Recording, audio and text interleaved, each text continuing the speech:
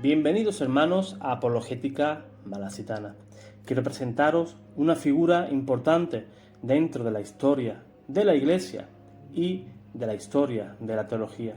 Se trata del beato Juan Duns Scoto, que vivió a finales del siglo XIII. Una antigua inscripción sobre su tumba resume las coordenadas geográficas de su biografía.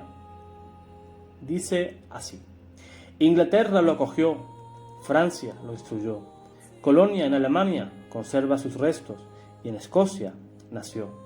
No podemos descuidar estas informaciones porque tenemos bien pocas noticias sobre la vida de Duns Scoto. Nació probablemente en 1266 en un pueblo que se llamaba precisamente Duns, en las cercanías de Edimburgo. Atraído por el carisma de San Francisco de Asís, entró en la familia de los frailes menores y en 1291 fue ordenado sacerdote. Dotado de una inteligencia brillante, esa inteligencia por la que mereció de la tradición el título de doctor subtilis, doctor sutil. Duns Scoto fue dirigido a los estudios de filosofía y de teología de célebres universidades de Oxford y de París. Concluida con éxito su formación, emprendió la enseñanza de la teología en las universidades de Oxford y de Cambridge y después de París, empezando a comentar, como todos los maestros de su tiempo, las sentencias de Pedro Lombardo.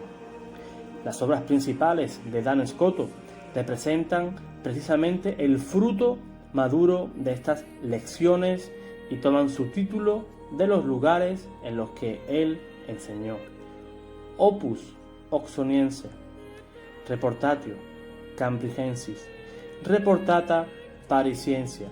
De París se alejó cuando, al estallar un grave conflicto entre el rey Felipe IV el Hermoso y el Papa Bonifacio VIII, Duns Scoto prefirió el exilio voluntario más que firmar un documento hostil contra el sumo pontífice, como el rey había impuesto a todos los religiosos. Así, por amor a la sede de Pedro, junto a los frailes franciscanos, abandonó París. Queridos hermanos y hermanas, vean este hecho que nos invita a recordar cuántas veces en la historia de la Iglesia los creyentes, los católicos, encontramos hostilidad y sufrimos incluso persecuciones a causa de nuestra fidelidad y de nuestra devoción a Cristo, a la Iglesia y al Papa. Nosotros todos miramos con admiración a estos cristianos que nos enseñan a custodiar como un bien precioso la fe en Cristo y la comunión con el sucesor de Pedro y así con la Iglesia universal. Sin embargo, las relaciones entre el rey de Francia y el sucesor de Bonifacio VIII volvieron pronto a ser amistosas y en 1305 Duns Scoto pudo volver a París para enseñar teología con el título de Magister Regens, hoy se diría profesor ordinario.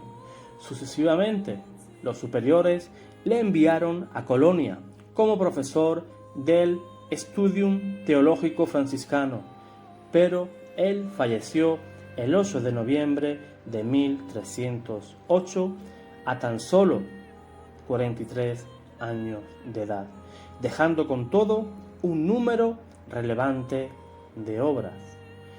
Con motivo de esa fama de santidad que gozaba, su culto se difundió bien pronto en la orden franciscana y el santo Papa Juan Pablo II quiso confirmarlo solemnemente como beato el 20 de marzo de 1993, definiéndolo como el cantor del Verbo encarnado y defensor de la Inmaculada Concepción. En esta expresión está sintetizada la gran contribución que Dan Scoto ofreció a la historia de la teología de la Iglesia.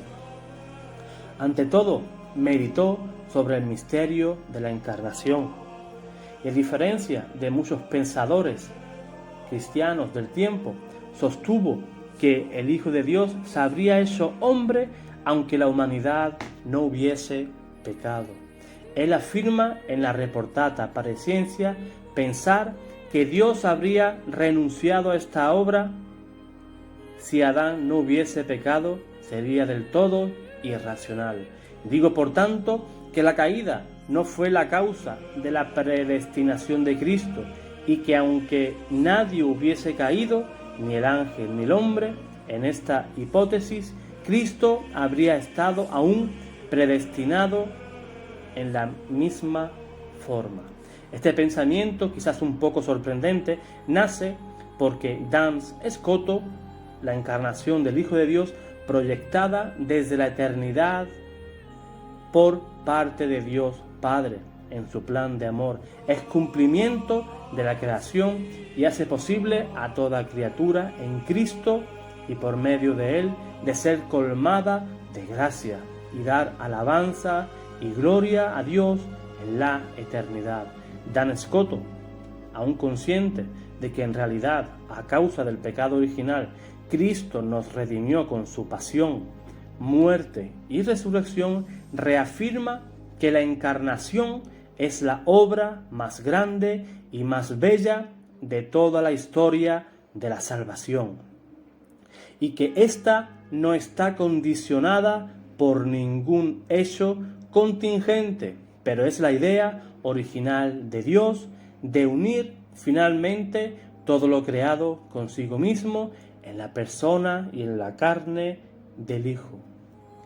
Fiel discípulo de San Francisco, Dan Scoto amaba contemplar y predicar el misterio de la pasión salvífica de Cristo, expresión amor inmenso de Dios, el cual comunica con grandísima generosidad fuera de sí los rayos de su bondad y de su amor. Y este amor no se revela solo en el Calvario, sino también en la Santísima Eucaristía, de la cual Dan Scoto era devotísimo y que veía como el sacramento de la presencia real de Jesús y como el sacramento de la unidad y de la comunión que nos induce a amarnos unos a otros y a amar a Dios como el sumo bien común. Hermanos y hermanas, esta visión teológica fuertemente cristocéntrica nos abre a la contemplación, al estupor y a la gratitud. Cristo es el centro de la historia y del cosmos. Es aquel que da sentido, dignidad y valor a nuestra vida. Como en Manila, el Papa, el Beato Pablo VI, también yo hoy os quiero gritar al mundo.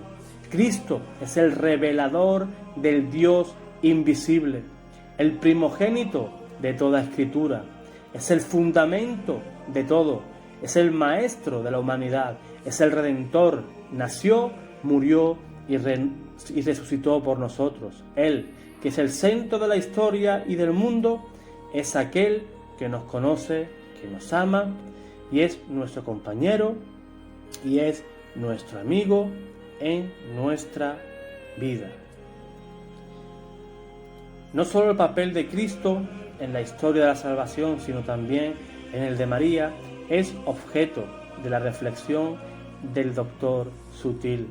En los tiempos de Dan Scoto, la mayor parte de teólogos oponía una objeción que parecía insuperable en la doctrina, según la cual María Santísima estuvo exenta del pecado original desde el primer instante de su concepción.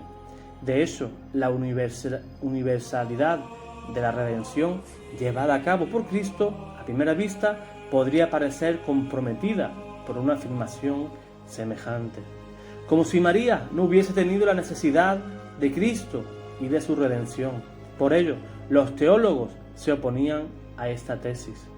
Dan Scotto, entonces, para hacer comprender esa preservación del pecado original, desarrolló un argumento que fue después adoptado también por el Papa Pío IX. En 1854, cuando definió solemnemente el dogma de la Inmaculada Concepción.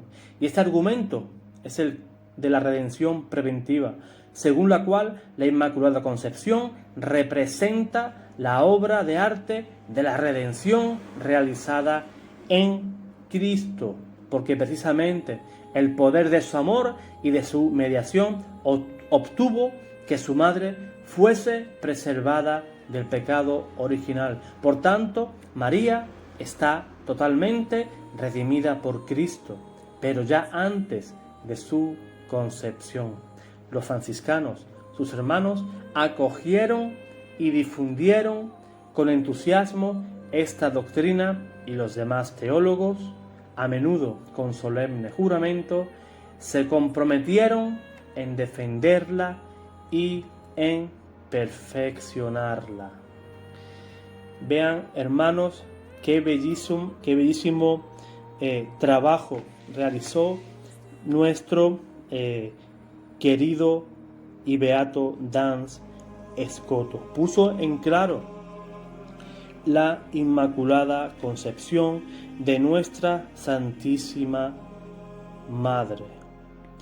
Yo espero que después de este vídeo a más de uno se le quede ese gusanillo para que puedan seguir queriendo aprender de este gran teólogo, el beato Dan Scotto, que nos enseña que en la vida, que en nuestra vida lo esencial es creer que Dios está cercano y que nos ama en Jesucristo, y cultivar por tanto un amor profundo a Él y un amor también a su Iglesia.